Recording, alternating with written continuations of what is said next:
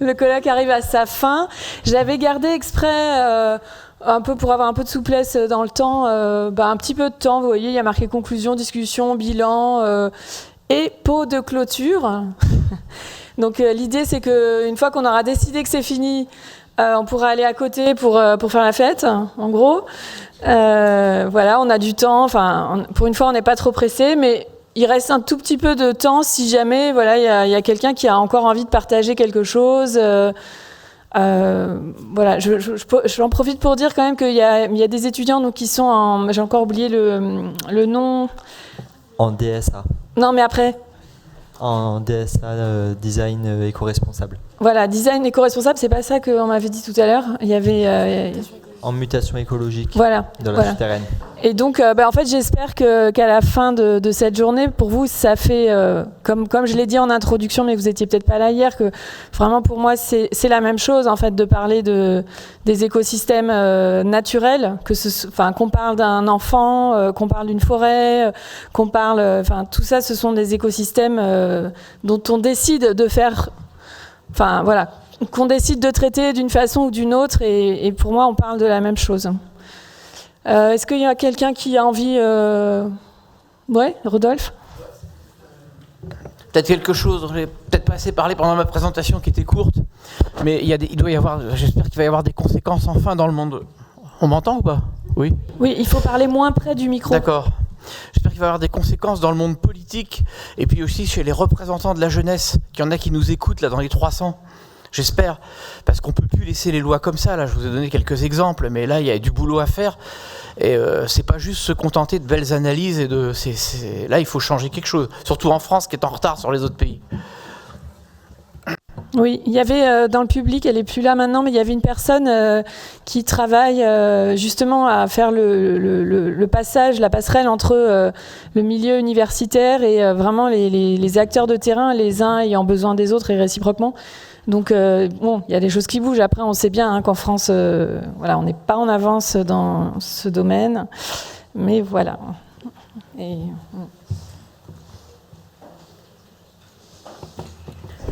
Cécile ? Je sais pas s'il y a beaucoup de liens ou pas, parce que j'entends souvent que vous dites qu'en France, on est plus en retard que les autres pays. Et je sais pas, je connais pas les autres pays, ce qui se passe au niveau de l'éducation, de l'enfance, etc.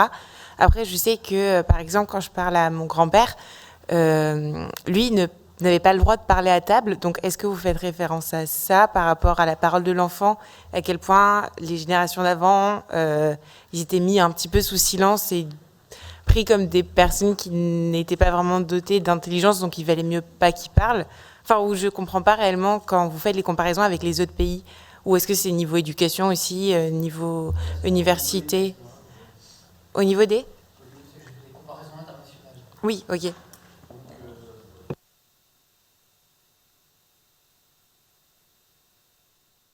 Oui, j'en ai donné des exemples tout à l'heure. Donc souvent, ça va être d'abord un principe. Donc il n'y a pas la négation de la minorité la plupart du temps, mais au moins il y a une majorité progressive. Ça veut dire qu'on ne va pas traiter quelqu'un de 3 ans comme quelqu'un de 17 ans. Dans le droit français, c'est quasiment ça, sauf pour aller en prison, quoi.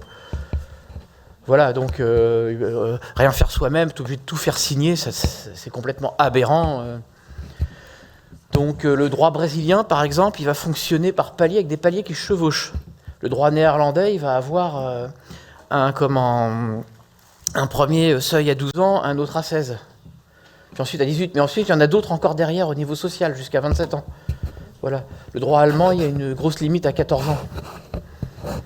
Voilà. Et en France, il n'y a rien, sauf pour aller en prison, et puis une ou deux bricoles qu'on va toujours nous donner en exemple.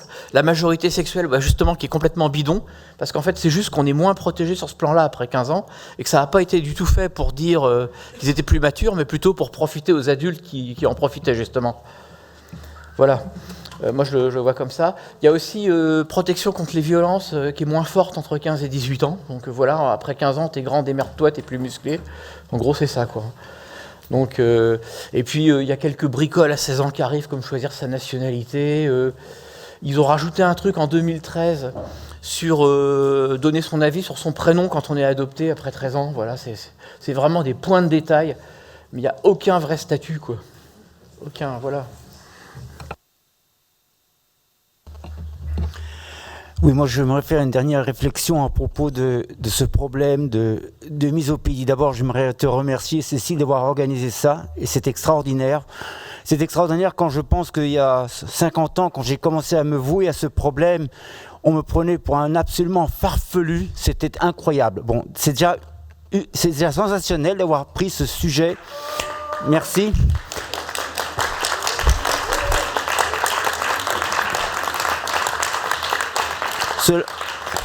Cela dit, il faut prendre en considération qu'il n'y a non pas simplement un problème de passage, mais même une dissociation, une non-transmission voulue, parce que c'est un tabou, entre la reconnaissance ou la connaissance d'une part et la pratique d'autre part.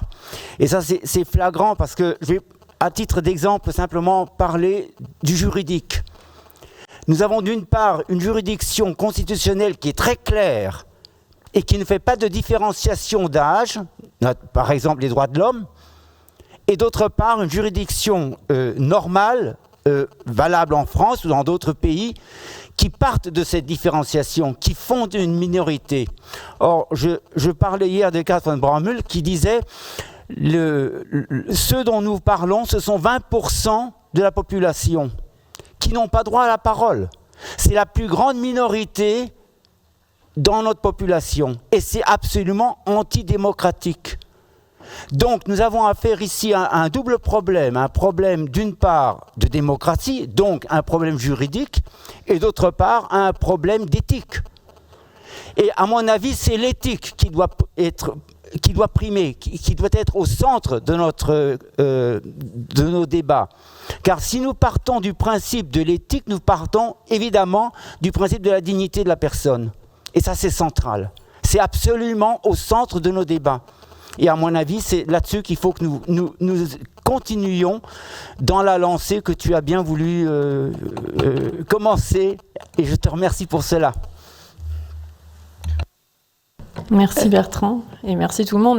Ça marche pas toute seule. C'est justement parce c'est vraiment l'union fait la force. On n'a pas arrêté de se le répéter entre intervenants depuis hier. C'est voilà, chacun dans son coin. On peine à être légitimé dans ce sujet qui est intrinsèquement, culturellement illégitimé. Et ensemble, justement, on lui donne enfin le sens de sa nécessité, en fait.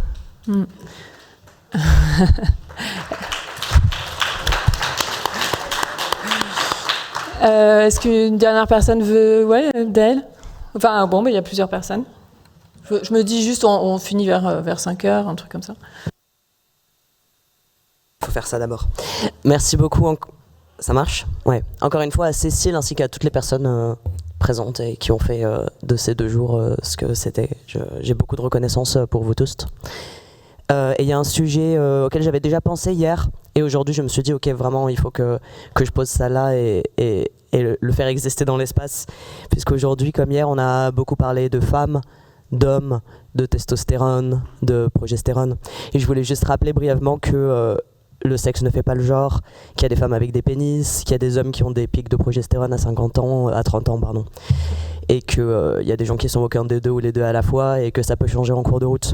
Et en fait, je tiens justement à en parler parce qu'à mon avis, c'est un des sujets où la misopédie peut s'exercer avec où la misopédie s'exerce avec énormément de violence. Puisqu'on dispute constamment aux plus jeunes déjà leur capacité à autodéterminer leur genre, à le vivre et à l'exprimer selon les modalités qui leur conviennent. On les en empêche et on leur refuse l'accès à différentes étapes extrêmement importantes d'une transition, ce qui est grave. Et on leur en complique également l'accès à l'information sur les enjeux de genre et de transidentité, ce que je trouve aussi extrêmement grave. En ce moment, il y a vraiment des batailles qui se jouent vis-à-vis notamment de l'extrême droite sur ce sujet-là. Et c'est pour ça que je trouvais ça important aussi dans le cadre de ce colloque de poser ce sujet rapidement avant que ça se termine et de dire, voilà, là aussi c'est une bataille qui se joue et où la misopédie a un rôle assez grave.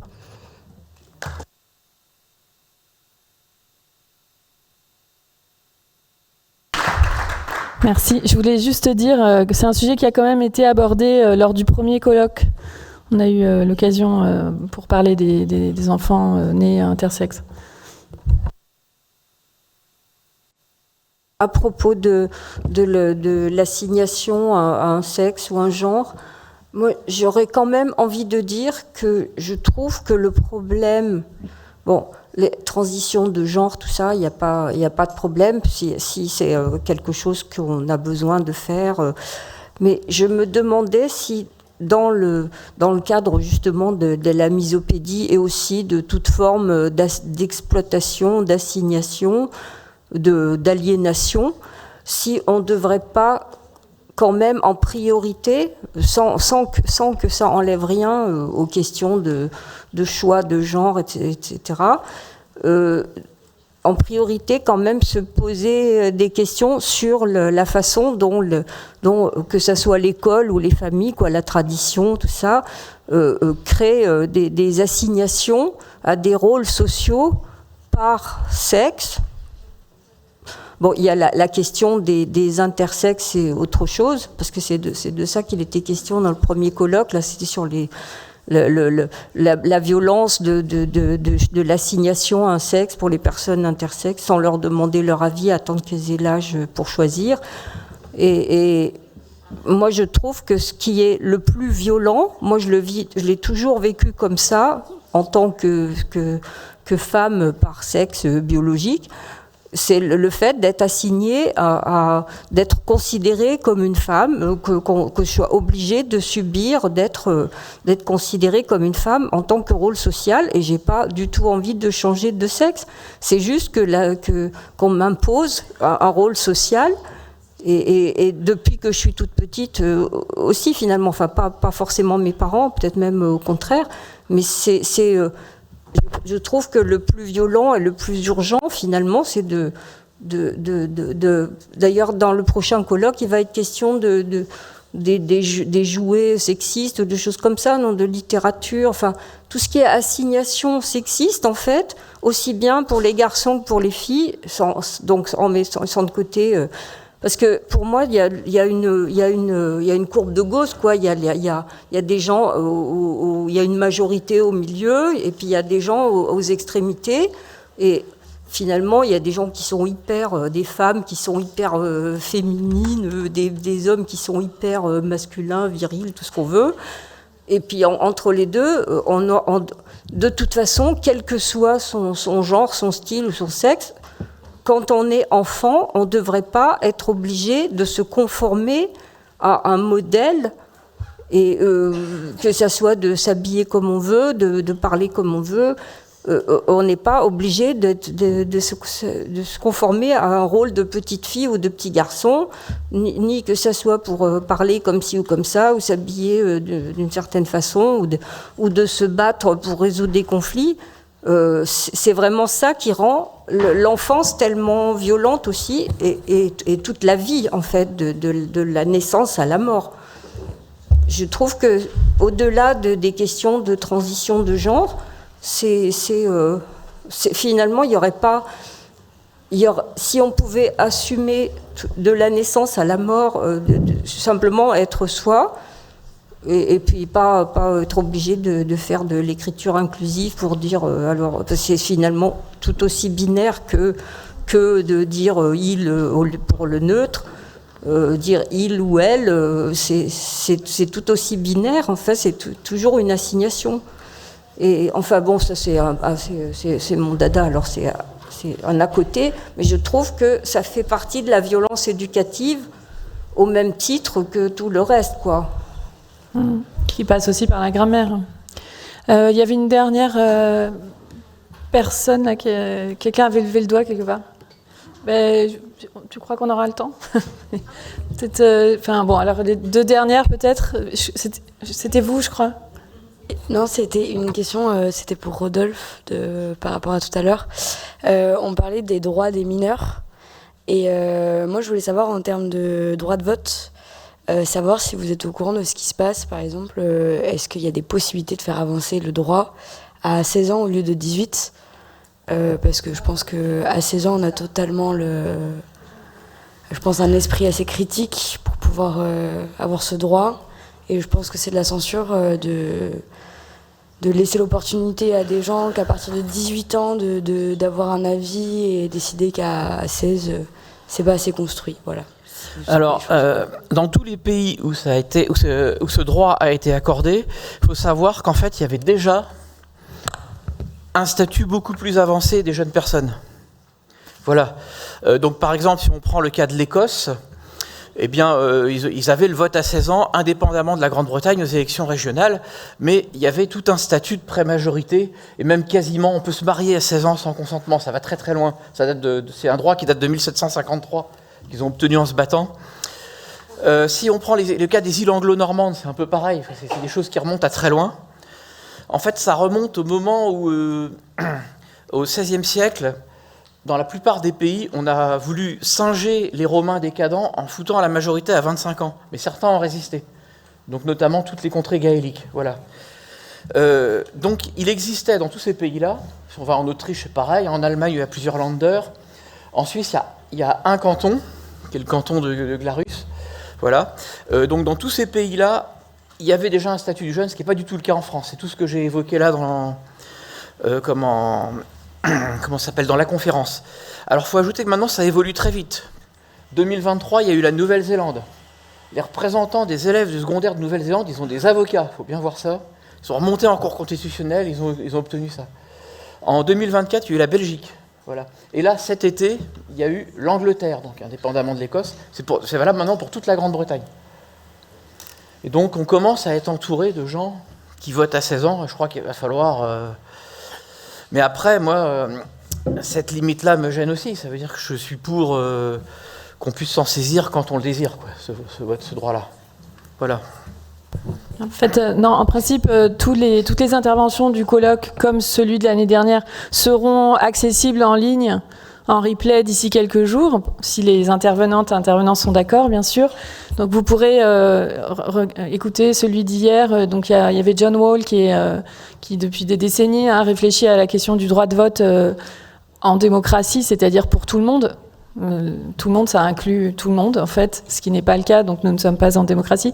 Et si ça vous intéresse pour affûter vos arguments pour changer notre pays, vous avez un tout petit livre qui est sorti l'année dernière qui s'appelle « Pour le droit de vote dès la naissance » de Clémentine Beauvais, que je vous recommande, qui répond à tous les contre-arguments pour les personnes qui pensent qu'il ne faudrait pas voter, que pas tout le monde devrait voter en démocratie. Voilà. Claire ? Juste 2 éléments d'information, donc c'est pas une question. Bah oui, ça marche pas. Même si c'est pas l'idéal, donc il y a des associations qui se battent pour le droit de vote à 16 ans en France, comme l'ANASEJ, donc l'association des conseils d'enfants et de jeunes. Et juste pour dire, mais bon, c'était dans la discussion d'avant, que le 7 octobre dernier, le comité des ministres du Conseil de l'Europe a adopté à l'unanimité un texte inédit pour protéger les droits des personnes intersexes en France, avec notamment l'interdiction des interventions médicales non consenties. Donc ça pourrait être une avancée importante.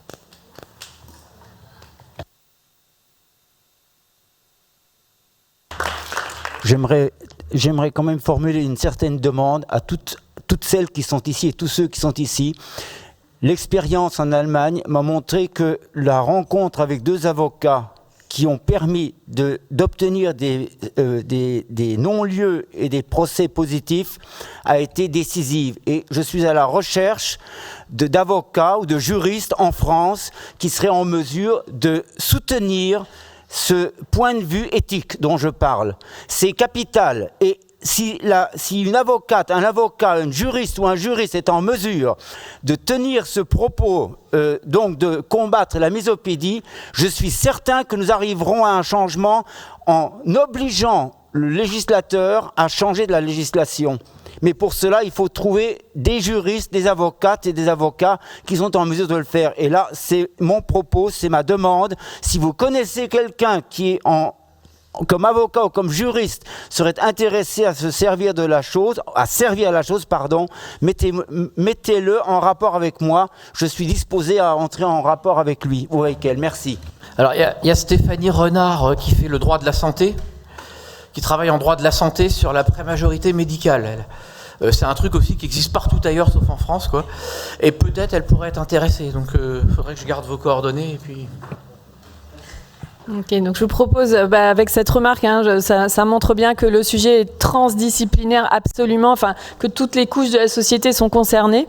On vous a mis là sur l'écran en fait la page de la maison d'édition du Être Myriadis où les actes de ce colloque seront publiés, et voilà. Et donc je vous propose de nous retrouver dans un an.